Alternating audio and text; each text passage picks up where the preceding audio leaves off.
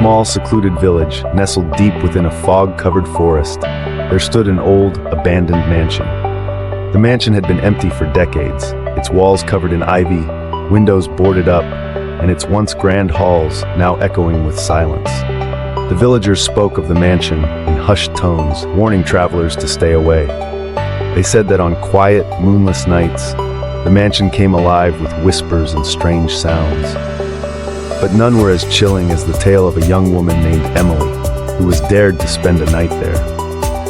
Emily was a fearless adventurer, always seeking thrills that others shied away from. One evening, her friends, eager to test her courage, challenged her to stay in the mansion overnight. With a mixture of excitement and bravado, Emily accepted the challenge. As she entered the mansion, the heavy door creaked loudly, as if protesting her presence. The air was thick with dust, and the musty smell of decay filled her nostrils. Armed with only a flashlight and her determination, Emily began to explore the mansion's dimly lit rooms. The mansion seemed oddly warm, and the silence was broken only by the occasional drip of water from a leaky pipe. Emily wandered through the grand hallway, her flashlight beam dancing over faded portraits and old, cobweb-covered furniture. She reached a room that looked like it hadn't been touched in years, a bedroom with a large, ornate bed in the center. Emily set up her sleeping bag on the floor, trying to shake off the uneasy feeling creeping up her spine. As she lay down, the sound of her own heartbeat seemed unnervingly loud. Hours passed, and Emily began to drift off to sleep. But just as she was on the edge of slumber, she heard a soft, whispering voice. It was almost imperceptible, but it seemed to be calling her name. Emily, Emily. She sat up abruptly, her heart racing. The room was still and silent. She tried to dismiss it as her imagination, but then she heard it again, louder this time, and closer. The voice was coming from the darkness of the closet. With trembling hands, Emily approached the closet and slowly opened the door. To her horror, the closet was empty. Just as she was about to close it, she noticed something peculiar, a small, dusty box in the far corner. Curiosity got the better of her. She retrieved the box, which was surprisingly light. As she opened it, she found an old, leather-bound journal. The pages were yellowed with age, and the handwriting was barely legible.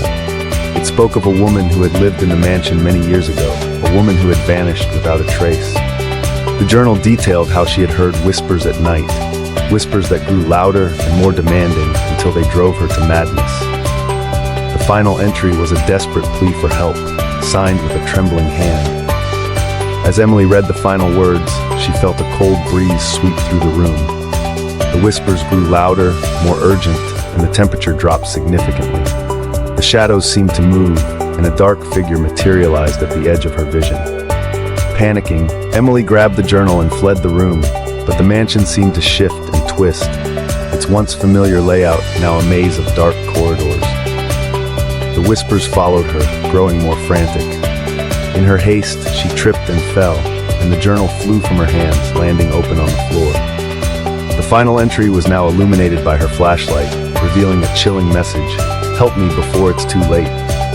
Desperate, Emily scrambled to her feet and dashed for the exit. She burst through the door and ran into the night, the whispers fading behind her. The village was quiet as she stumbled back, and she never spoke of her experience again. To this day, no one knows what happened to Emily that night, but the mansion remains silent and waiting, with its secrets hidden behind those crumbling walls. And if you listen closely on a moonless night, you might just hear the faint whispers calling out, searching for someone to listen.